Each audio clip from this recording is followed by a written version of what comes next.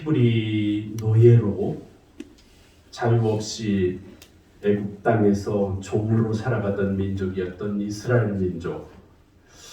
그 이스라엘 민족에게 무슨 희망이 있었겠습니까? 그것도 몇 년도 아니고 430년이라는 긴 기간을 아무런 자유도 없이 주권도 없이 히브리 노예로 종처럼 살았습니다.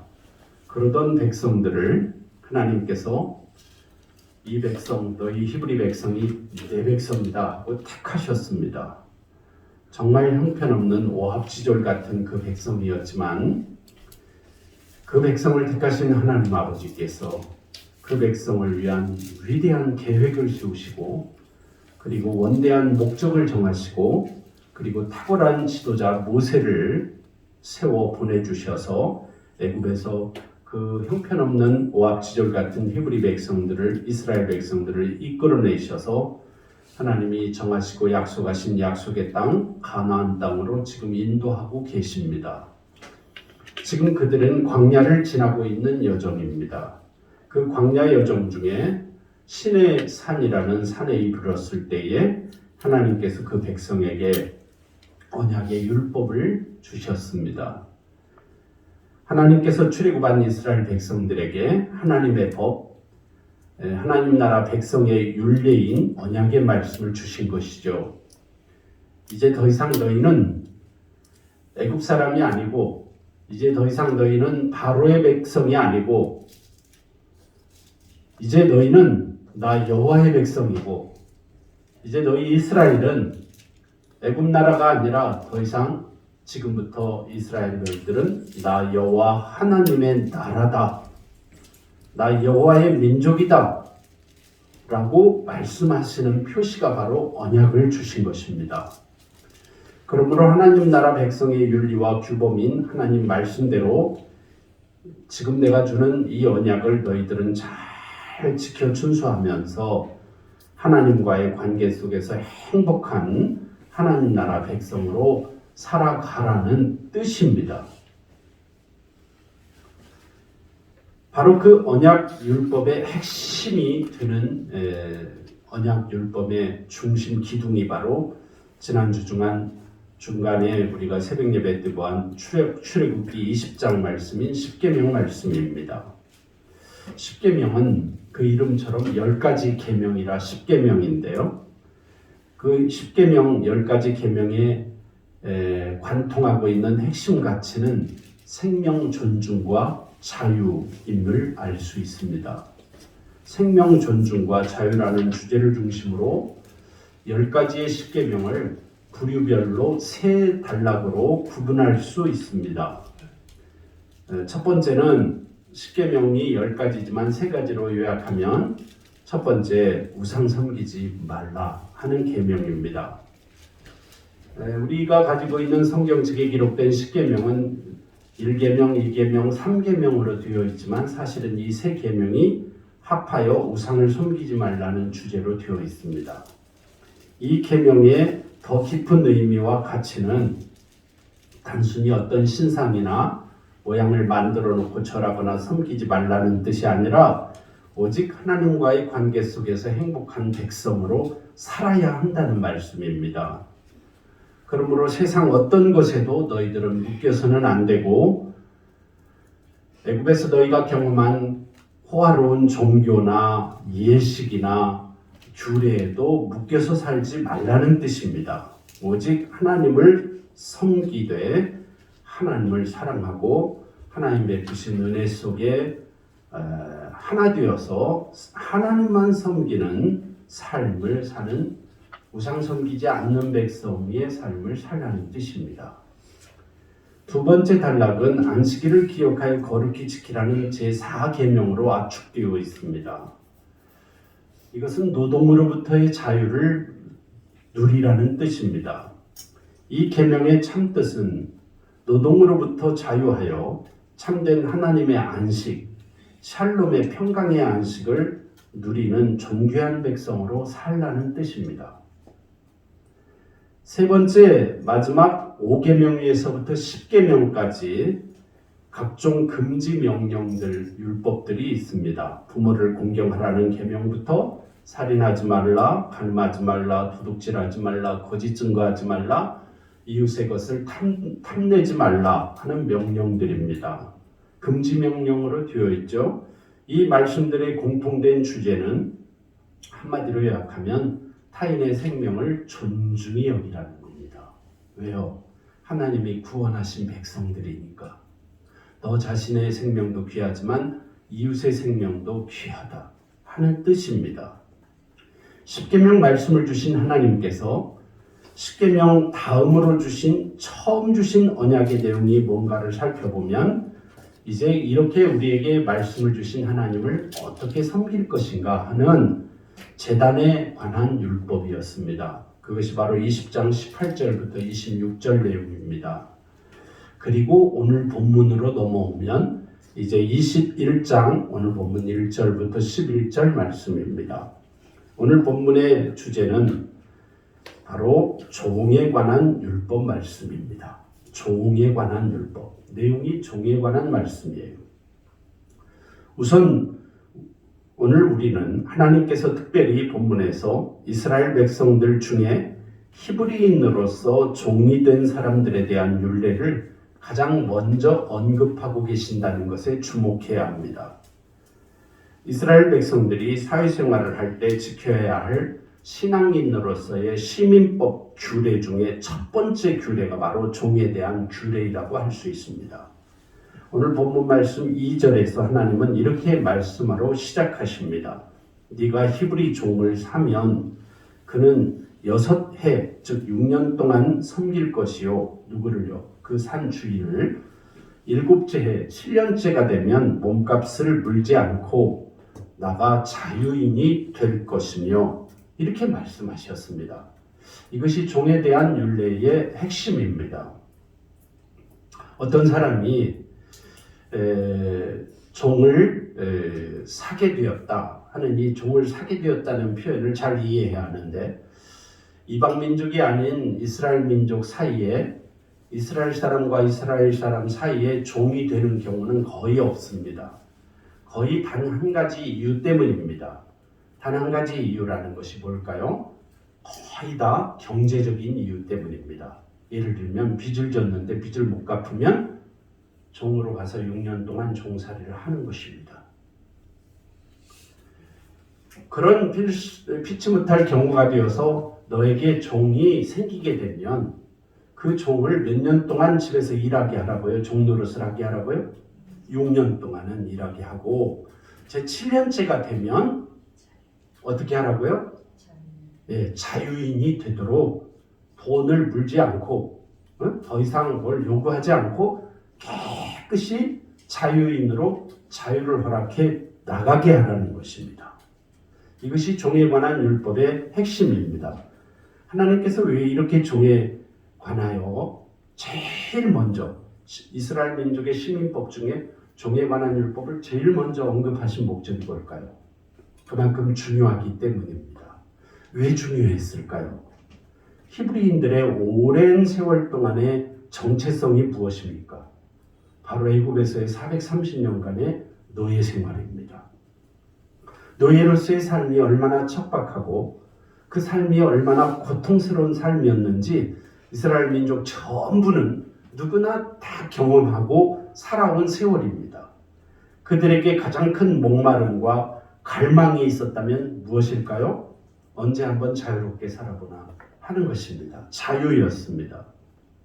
하나님은 이 히브리 민족에게 자유 주시기를 원하고 계시고 뿐만 아니라 오늘 이 예배를 드리는 저와 여러분도 사실 종은 아니지만 오늘 예배를 드리러 이 자리에 나오셨지만 사실 저와 여러분 한 사람 한 사람의 삶의 내용을 잘 살펴보면 저와 여러분의 삶 속에도 종됨이 있습니다. 뭔가에 묶여 있어요.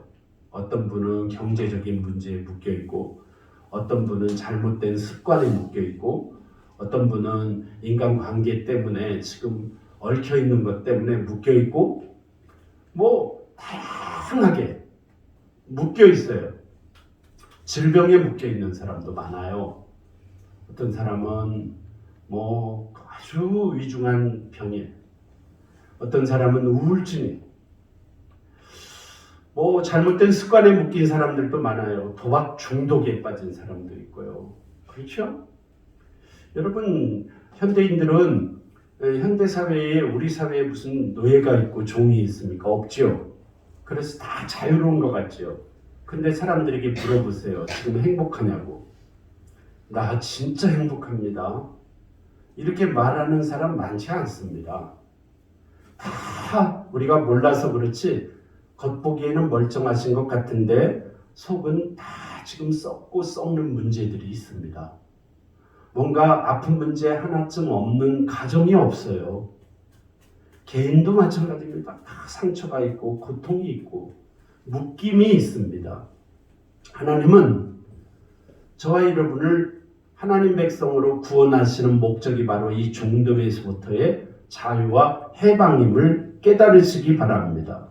히브리 백성들, 이스라엘 백성들은 오랜 세월 동안 지금 이 말씀을 받는 순간까지도 지금 애굽에서 탈출해서 시내산까지 왔지만 아직 종됨의 본성과 종됨의 노예 근성을 버리지 못한 사람들의 상태임을 알 수 있습니다. 그들의 여전한 목마름과 갈망은 자유였습니다. 그리고 그들은 지금 이 언약의 말씀을 받는 그 시간에도 여전히 진정한 하나님의 축복으로서의 자유를 누리지 못하는 상태에 있었습니다. 그들의 기본적인 관습과 전통, 상황 속에서 노예, 종으로 사는 사람들이 또 제도적으로, 현실적으로 있었기에 하나님께서는 이스라엘 민족에게 삶의 윤리를 가르쳐 주실 때 이 종들을 어떻게 대접해야 하는지, 이 종들을 어떻게 대우해야 하는지를 말씀하신 것입니다. 하나님께서는 이 종으로 사는 사람들을 보호하시려는 말씀이며 궁극적으로는 참된 생명을 누리는 삶, 진정한 자유를 누리는 하나님의 백성다운 삶으로 회복시키시려는 하나님의 은혜와 사랑이 듬뿍 담겨있는 말씀이 바로 이 딱딱한 율법 같지만 이 율법에 스며있는 정신입니다. 하나님께서 히브리 종들에 대해 깊은 관심을 가진 이유가 바로 그것입니다. 이스라엘 백성 중에서도 종으로 살아가는 사람들이야말로 불쌍한 이스라엘 사람들 중에 가장 불쌍하고 소외된 사람들이기 때문입니다. 다른 사람들은 어찌됐든 모두 자유인으로 자신의 뜻대로 살아가지만 종으로 살아가는 이스라엘 사람들은 자유도 없이 주인의 뜻에 따라 살아가야 합니다. 주인으로부터 때로 부당한 대우를 받아도 어디 하소연할 때도 없이 주인의 뜻대로 살아야만 하며 또 경제적으로는 매우 어려운 처지에 놓여 살아가는 것은 당연한 일이었을 것입니다. 그러기에 자비로우신 하나님께서 누구보다도 먼저 그 종되어 살아가는 사람들의 삶을 관심을 기울이신 것입니다. 그들이 주인에 의해 부당한 대우를 받지 않고 경제적으로 생존의 위협을 받지 않도록 율례를 가르쳐 주신 것입니다. 물론 그렇다고 하나님께서 부자들이나 권세자들은 사랑하지 않는다는 말씀은 아닙니다. 그러나 우선적인 관심을 가지고 하나님께서 돌보신 사람들이 바로 종들이라는 뜻입니다. 성도 여러분, 이 말씀이 저와 여러분에게 얼마나 많은 은혜가 됩니까? 이런 하나님의 관심은 오늘날 하나님의 백성이 된 저와 여러분 성도들이 이 세상에서 가장 먼저 관심을 갖고 행해야 할 일이 무엇인지를 일러주시는 말씀입니다. 그것이 무엇이겠습니까? 그것은 바로 저와 여러분이 살아가는 이 사회 공동체 속에 버림받고 소외되고 어려움에 처해 생존마저 위협받고 있는 사람들이 있다면 그들에게 가장 먼저 관심을 가지고 그들을 돌보라는 주님의 말씀입니다. 예수님께서도 이 땅에 계실 때 가난한 자들에게 가장 먼저 찾아가셨고 심지어 사회에서 비난받는 세리와 창기들의 친구가 되는 것도 예수님은 거부하지 않으셨습니다. 성도들이 예수님의 제자들이라면 마땅히 예수님께서 행하신 이런 자세를 본받아야 할 것입니다. 성도 여러분, 지금 이 시간에도 우리가 살고 있는 이 세상 어느 한 구석에는 힘없고 가난하여 남들에게 억울한 일을 당하는 사람들이나 남들에게 손가락질을 받으며 소외되고 외로운 삶을 살면서 저와 여러분의 도움을 절실히 필요로 하는 사람들이 얼마나 많은지 모릅니다. 뉴스를 잘 보십시오. 지금도 지구촌 한쪽에서는 전쟁이 끊이지 않고 있으며 또 제도적인 폭력으로 또 아직 민주화가 되지 않아서 미얀마 사람들 같은 경우 얼마나 고통스럽게 울부짖고 죽어가면서도 억울하게 하소연 한마디 못하고 그 폭정 아래 시달리고 있는지를 살펴보십시오. 저와 여러분은 잘 사니까 아무런 관계없는 것입니까? 그렇지 않습니다. 저와 여러분은 하나님이 부르신 이유가 무엇이겠습니까?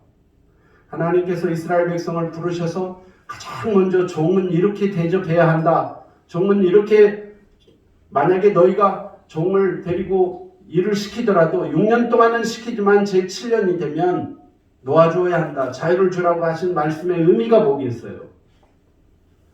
성도 여러분, 그것은 바로 저와 여러분도 이 세상에서 살면서 이런 약한 사람들, 소외된 사람들, 가난한 사람들, 억압받는 사람들에게 관심과 사랑을 베풀기를 원하고 계신다는 하나님의 말씀입니다. 히브리 종을 사면 6년 동안 상전을 섬길 것이지만 제7년에는 값없이 나가 자유의 몸이 되도록 제도적으로 법적으로 명령하고 계십니다. 종이 6년 동안 그 주인을 섬겼으면 7년째에는 반드시 자유롭게 풀어주라는 것입니다. 6년이라는 기간은 경제적인 이유로 종이 되었던 사람이 상전에게 노동을 통해 자신의 빚을 충분히 갚을 수 있을 만한 기간이라고 하나님이 정하신 것입니다.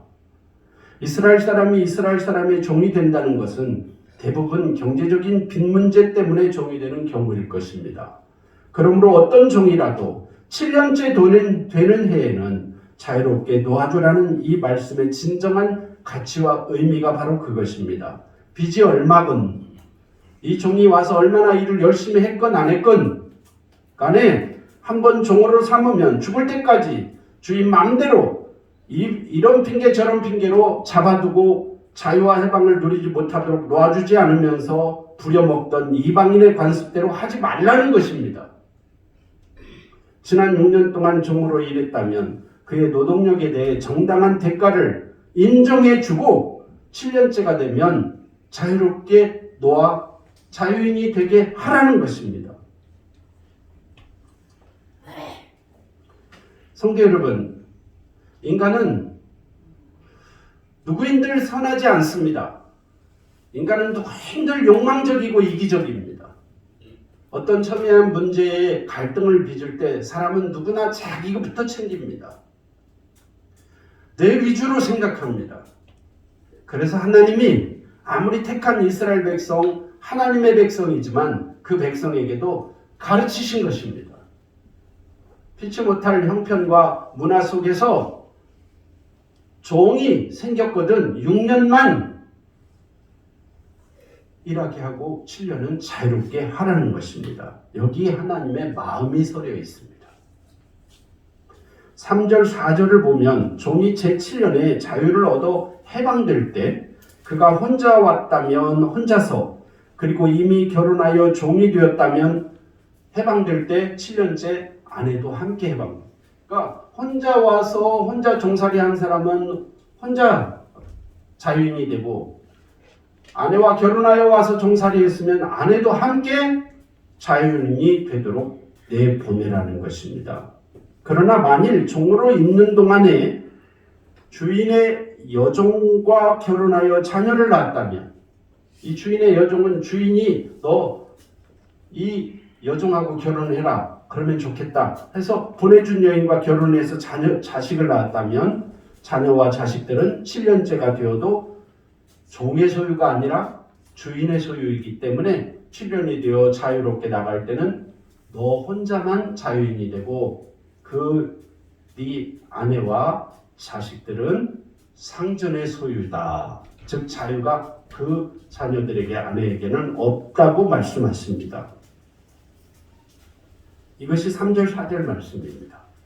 만일 그가 당신으로 왔으면 당신으로 나갈 것이요 장가들었으면 그의 아내도 그와 함께 나가려니와 만일 상전이 그에게 아내를 주어 그의 아내가 아들이나 딸을 낳았으면 그의 아내와 그의 자식들은 상전에게 속할 것이요 그는 단신으로 나갈 것이로되. 이 말씀이 바로 그 뜻이에요.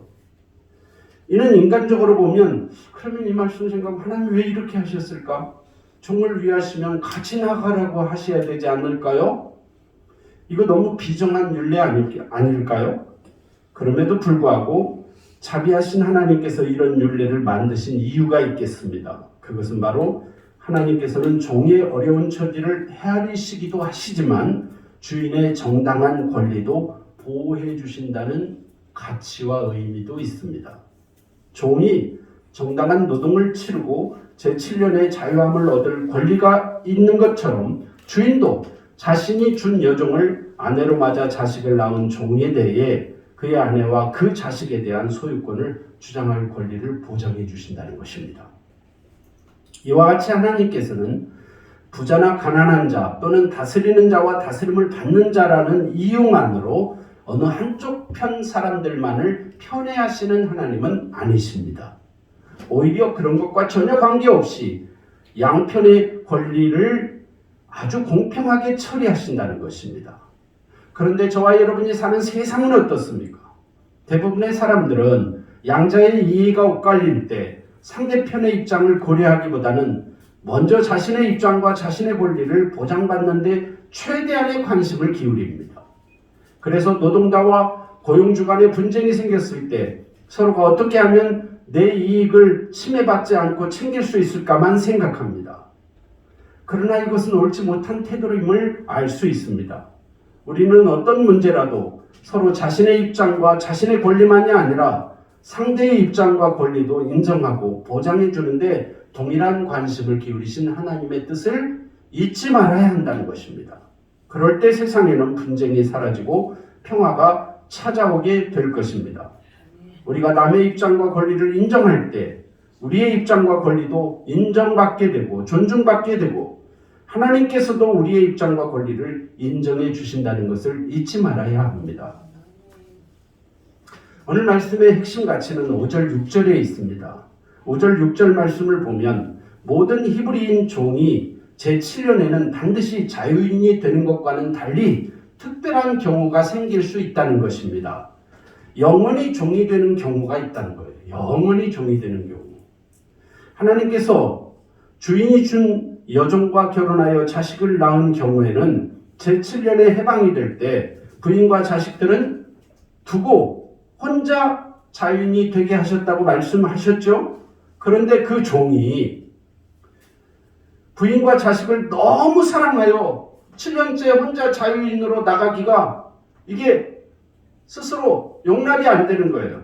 헤어지기 싫은 경우. 왜냐하면 그동안 정이 들었던 내 부인과 또 내 혈육 자식들이 있는데 다만 자유인이 되고 내 부인과 내 자식들은 주인의 것으로 다시 종으로 돌려야 하니까 마음이 아플 때 그래서 이 종이 스스로 주인에게 청하여 재판장에게 가서 문설주 앞에서 그 문설주 기둥에다가 귀를 대고 주인이 송곳으로 이 종의 귀를 뚫어서 피가 철철 나겠죠? 그러면 그 피가 기둥에 묻고 이 종의 귀에는 귀를 뚫은 자국이 동그랗게 아마 상처가 나서 흉터가 생길 것입니다. 그것이 언약입니다. 이게 히브리 사람들, 이스라엘 사람들이 언약을 맺는 피 언약입니다. 그래서 이 일을 누가 자처하냐면 이 종이 자처하는 거예요. 주인님, 저는 이번 해에 7년째가 돼서 자유인이 되어야 하는데 자유인 되기 싫습니다. 저는 그냥 제 아내와 제 아들, 딸과 함께 주인님을 섬기면서 주인님 집에서 일하면서 그렇게 살겠습니다. 영원히 주인의 종이 되겠습니다. 하고 서약하는 게 귀를 뚫은 종입니다. 오늘 본문 5절 6절 말씀을 읽어보면 만일 종이 분명히 말하기를 내가 상전과 내 처자를 사랑하니 나가서 자유인이 되지 않겠노라 하면 상전이 그를 데리고 재판장에게로 갈 것이요 또 그를 문이나 문설주 앞으로 데리고 가서 그것에다가 송곳으로 그의 귀를 뚫을 것이라. 그는 종신토록 그 상전을 섬기리라. 성경에만 있는 아주 특별한 하나님 주신 규례입니다. 성도 여러분, 남편이 아내와 자식들을 너무나 사랑하여 자유의 몸으로 풀려나기를 포기하고 스스로 송곳으로 자신의 귀를 뚫리는 아픔을 감수하면서 일평생 종으로 남기를 자처하는 장면을 한번 상상해 보십시오. 생각만 해도 애틋하고 감동이 되지 않을 수 없지 않겠습니까? 성도 여러분, 더 중요한 것은 이 성경 말씀의 영적인 의미가 무엇인지 깊이 깨달아야 하는 것입니다. 인생에 있어서 가장 중요한 가치 하나가 있다면 자유입니다. 아무리 돈이 많고 아무리 권력이 크고 아무리 권세를 많이 누려도 자유가 없으면 아무것도 아닙니다. 진정한 자유를 누릴 수 있을 때 다른 모든 여타의 가치를 누릴 수 있는 것입니다. 저와 여러분의 삶 속에는 우리를 끊임없이 종으로 만들고 종으로 이끌고 다시 종으로 돌아가게 만드는 노예의식과 또 종의 의식과의 끊임없는 영적 싸움입니다. 삶은 그리 녹록하지 않습니다. 우리 자신의 인간적인 정에 이끌려 세상의 가치와 문화의 유혹에 이끌려 우리의 믿음을 순식간에 무너뜨리려는 종됨의 유혹이 오늘도 끊임없이 저와 여러분을 무너뜨리려고 달려들고 있습니다. 그 종으로 이끄는 불신앙과 미혹의 세력은 작은 세력이 아니라 거대한 세력입니다. 그래서 저와 여러분 자신의 개인적인 의지나 또 공동체의 능력으로도 감당하기가 불가능한 거대한 세력입니다. 많은 사람이 이 거대한 세력과의 영적 전쟁을 쉽게 포기해버립니다. 교회인데도 성도인데도 교회라고 하고 성도라고 하면서도 이 피 흘리는 영적 싸움을 회피하며 그냥 적당히 타협하며 종으로 남고 종으로 살아갑니다. 본문 말씀에 나오는 주인을 사랑하고 아내와 자식을 사랑하기에 자유인이 되기를 포기하고 귀를 뚫고서라도 주인의 종으로 살아가기를 자처하는 종처럼 말입니다. 그래서 이 종의 모습 속에는 역설적인 두 가지 진리가 함께 있어요. 하나는 참 아름답고 숭고한 모습이 겉으로 드러나기도 하지만 하나의 또 다른 반대 메시지는 기어이 자유를 차지하라는 것입니다. 하나님의 뜻은. 이 두 가지 의미가 다 있어요. 이 종의 자유를 포기하는 모습이 아름답고 숭고하게 보이는 말씀처럼 느껴지지 않습니까? 그렇습니다. 본문 말씀을 통해 그렇게 자신의 자유를 포기하면서까지 더 큰 자유를 찾아가고 더 큰 자유를 지켜가는 귀뚫은 종의 지혜와 믿음도 배워야 합니다. 그러나 성도 여러분, 성경 말씀 전체 속에서 이 말씀을 통해 하나님께서 원하시는 더 크고 더 깊은 가르침의 말씀이 있습니다. 그 주제는 진정한 자유를 위한 싸움을 멈추지 말라는 것입니다. 진정한 자유를 위한 투쟁을 멈추지 말라, 포기하지 말라는 것입니다. 우리는 바로 그런 진정한 자유인의 모습을 찾아가게 만들어주시는 하나님의 은혜와 사랑을 구약성경 위대한 인물 중에 한 사람인 요셉의 삶에서 볼 수 있습니다. 창세기 37장 28절에 보면 그때 미디안 사람 상인들이 지나가고 있는지라 형들이 요셉을 구덩이에서 끌어올리고 은 20의 그를 이스마엘 사람들에게 팔매 그 상인들이 요셉을 데리고 애굽으로 갔더라 하는 말씀이 있어요. 그 유명한 요셉을 형들이 노예 상인에게 팔아버리는 장면입니다. 39장 1절에 보면 요셉이 이끌려 애굽에 내려가매 바로의 신하 친위대장 애굽 사람 보디발이 그를 그리로 데려간 이스마엘 사람의 손에서 요셉을 산이라 이렇게 되어 있어요. 아까 방금 읽어드린 말씀 전에 있는 읽어드린 말씀에는 팔았다는 말씀이 있고 여기 39장 1절 방금 읽어드린 말씀에는 보디발이 요셉을 종으로 샀다는 말씀이 있어요. 그렇습니다. 인생은 요셉이 그렇게 당한 것처럼 저와 여러분의 의지와는 관계없이 어떤 사람과 어떤 환경이 나를 종으로 팔기도 하고 나를 종으로 사기도 합니다. 요셉이 어떻게 그거를 저항하겠어요? 나 안 팔릴래요? 그래요? 왜 내가 종이에요? 우리 아버지에게 내가 얼마나 색동옷을 입는 귀한 아들인데 채색 옷은 아무나 입는 옷이 아니었어요? 요셉이 팔린 것은 형들이 시기 질투 때문이었어요. 나 억울해요. 나 억울해요. 장군님 왜 내가 종이에요? 왜 나를 종으로 사요? 하고 저항해요? 그럴 수 없습니다. 자신의 의지와는 관계없이 팔리고 자신의 의지와 관계없이 또 어떤 사람이 나를 사요. 요셉의 형들이 요셉을 미디안 상인들에게 종으로 팔았습니다. 그리고 얼마 후 종이 되어버린 요셉을 애굽 바로왕의 친위대장 보디발이 종으로 샀다는 것입니다.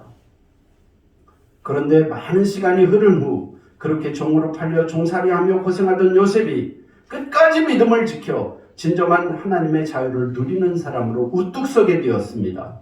히브리 노예 출신 요셉이 애굽 대제국의 탁월한 자유인으로 총리가 되어 가장 권고하고 핍절한 기근의 때에 모든 애굽 사람들의 재산인 가축을 사들이기 시작합니다.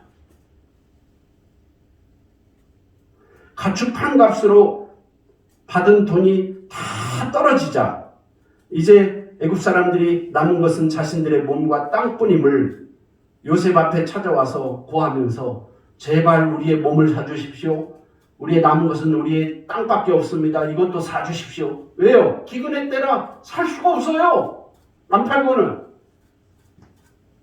그래서 이 긴 7년 기근 동안 요셉에게 찾아와 사정할 때 제발 우리의 몸과 우리의 땅을 사달라고 애걸복걸하는 그들, 그 모든 애국 사람들의 몸과 땅까지 모두 요셉에 의하여 다 사들여져서 애굽의 대제왕 바로 왕에게 바쳐집니다. 성도 여러분, 이 모습을 잘 상상해 보십시오. 이것이 바로 하나님의 역사입니다.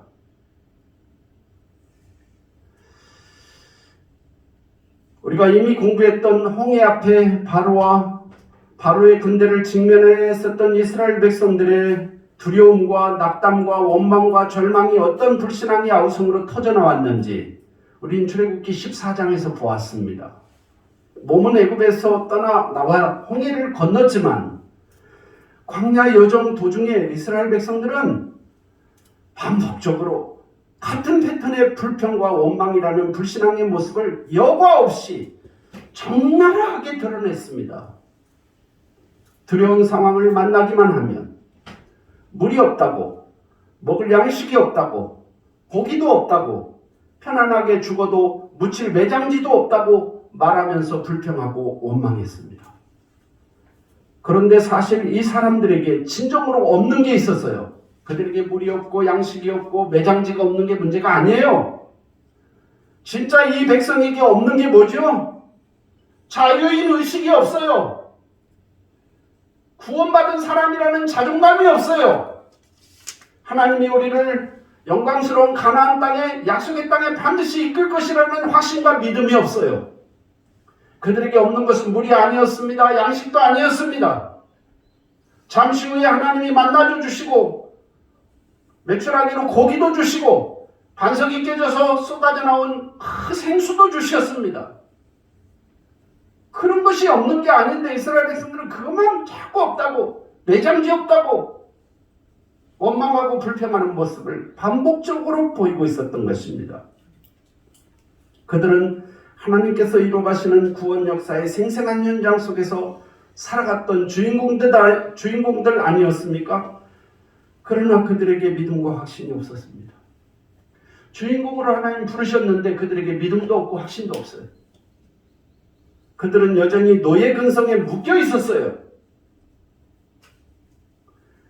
수많은 시간이 흐른 뒤에 하나님께서 신약시대의 사도 바울을 통해 로마서 6장 말씀에서 자유함을 얻은 믿음의 은혜를 이렇게 가르쳐 주셨습니다. 바로 로마서 6장 16절부터 18절 말씀입니다. 너희 자신을 종으로 내주어 누구에게 순종하든지 그 순종함을 받은 자의 종이 되는 줄을 너희가 알지 못하느냐. 혹은 죄의 종으로 사망에 이르고 혹은 순종의 종으로 의에 이르느니라. 하나님께 감사하리로다. 너희가 본래 죄의 종이더니 너희에게 전하여 준 바 교훈의 본을 마음으로 순종하여 죄로부터 해방되어 의에게 종이 되었느니라. 이렇게 선포하고 있습니다. 이 지금 사도 바울이 죄의 종, 의의 종 하며 이 비유로 말씀하시는 이 말씀의 바탕에는 바로 출애굽 시대의 이스라엘 민족을 상상하며 쓴 말이라고 저는 보여집니다. 오늘 본문 끝부분인 7절부터 11절을 보면 이제 앞에서 말씀한 히브리 남종의 비유, 남종에 관한 교훈과는 달리 히브리 여종에 대한 규례가 자세히 기록되어 있습니다. 앞부분 1에서 6절에는 히브리인 남종에 대한 규례로서 그 중심 주제는 지금까지 설교에 말씀드린 것처럼 자유를 지키고 자유를 추구하라는 주제입니다. 자유가 귀하다는 거예요. 음식도 귀하고 저와 여러분의 의식주, 옷도 귀하고 집도 귀하겠지만 그것보다 더 귀한 건 자유라는 겁니다. 이 자유를 소홀히 여기지 말라는 게 하나님의 말씀입니다. 이제 후반부 7절부터 11절 말씀의 주제는 히브리 여종에 관한 규례로서 그 말씀의 중심 주제는 생명과 자유를 보호하시는 하나님에 관한 말씀입니다. 생명과 자유를 보호하라, 또 보호하신다 하시는 말씀입니다.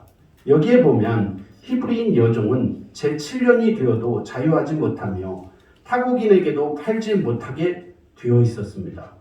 그 여종을 주인이 자신의 아들에게 주기로 할 때에는 딸같이 여기게 하고 여종을 취하였다가 나중에 다른 곳에 장가가게 될 경우에는 그 여종의 권리를 보장해주고 그것도 할 수 없다면 속전받지 않고 자유를 주라는 하나님의 명령입니다. 당시 고대 근동사회에서 여종은 주인의 성적인 놀이객감이 되는 게 이 다반사였고 데리고 살다가 실증이 나면 마음대로 팔아치우는 물건과 같이 취급을 당하기 일쑤였습니다. 그런데 하나님께서는 그러한 이방 풍속과 달리 여종에게 인격적인 대우를 해주도록 법으로 명령해 주신 것입니다. 그것은 비록 여종이 경제적인 이유로 인해 팔려와 종이 되었지만 상종과 같은 동족이며 같은 하나님의 백성이기 때문입니다. 이러한 사실을 통해 하나님께서는 사람의 외모나 경제적인 능력이나 사회적인 신분의 차이 등과 상관없이 자신의 모든 백성들을 동일하게 대접하시고 존귀하게 여기라고 말씀하고 계심을 알 수 있습니다.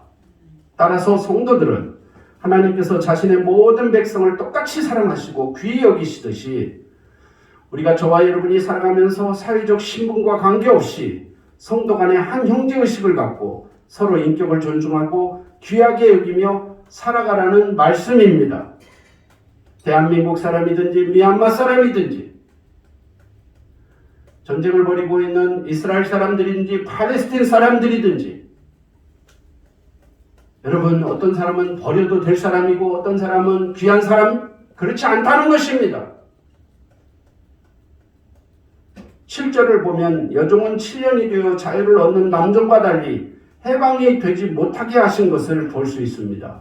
얼핏 보면 하나님께서 어떻게 남자는 이렇게 해방받게 하시고 여자는 7년이 되어도 차별하신 것처럼 여겨집니다. 그러나 이는 하나님께서 여자를 차별 대우하기 위한 말씀이 아닙니다. 그 율례는 당시 경제적인 이유로 팔려간 여종 중에서도 특히 주인의 첩으로 취한 경우에만 해당되는 율례였습니다.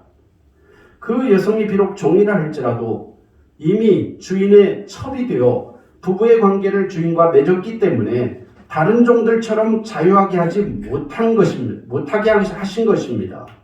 그것은 좀 쉽게 표현하면 함부로 여자 버리지 말라는 뜻입니다. 돈 있다고 여자 함부로 취하고 네 마음에 안 든다고 아무 때나 버리지 말라는 뜻입니다. 결국 이것은 여종의 권리를 빼앗은 것이 아니라 주인과 첩이 된 여종 간의 부부관계를 주인 편에서 일방적으로 파기하지 못하게 하신 하나님의 선하신 조치였습니다. 민주주의와 인권이 그 어느 시대보다 신장된 오늘날이라고 하지만 여전히 우리 사회 곳곳에서는 오늘도 수많은 사람이 심각한 위험과 제도적인 사각지대에서 고통을 당하고 또 심하게는 죽기도 하고 있는 현실입니다. 어제 뉴스를 보니까 1년에 약 800명 이상이 산업재해로 사망합니다. 하루에 2사람씩 죽어요.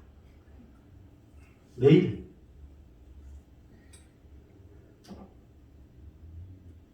정치는 정의와 공정과 공평을 추구하는 것 같지만 여전히 기득권을 가진 세력이 득세하고 힘 있는 사람들과 권력과 권세를 가진 사람들의 욕망과 욕심은 제동이 걸리지 않고 질주하는 자동차처럼 오늘 저와 여러분의 삶의 도로를 질주하고 있는 듯합니다.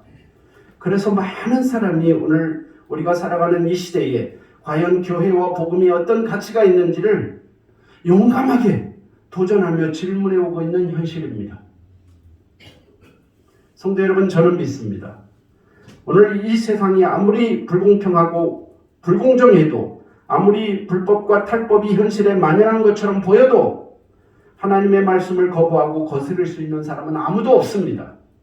하나님께서는 그 무엇보다도 이스라엘 백성 모든 백성의 자유와 생명을 귀히 여기셨음을 이 고대의 이 성경 말씀 속에서도 보여주셨습니다.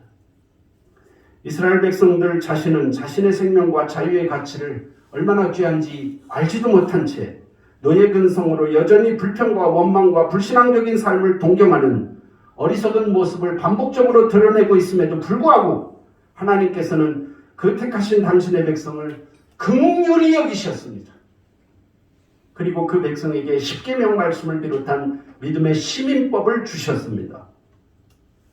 어쩔 수 없는 상황 속에서 종이 되어 살아가는 사람들이라 할지라도 억압이나 학대를 당하지 않도록 보호하시는 하나님의 이 섬세한 사랑과 은혜가 본문 말씀 속에 너무나 잘 나타나 있습니다. 그분 하나님께서 오늘 이 세상 현실 속에서 살아가는 저와 여러분 모든 성도와 교회들에게도 이렇게 말씀하고 계신 것입니다. 자유를 추구하라. 그리고 어떤 생명도 귀히 여겨라. 이것이 오늘 성경 말씀을 통해 하나님이 저와 여러분에게 주시는 메시지입니다.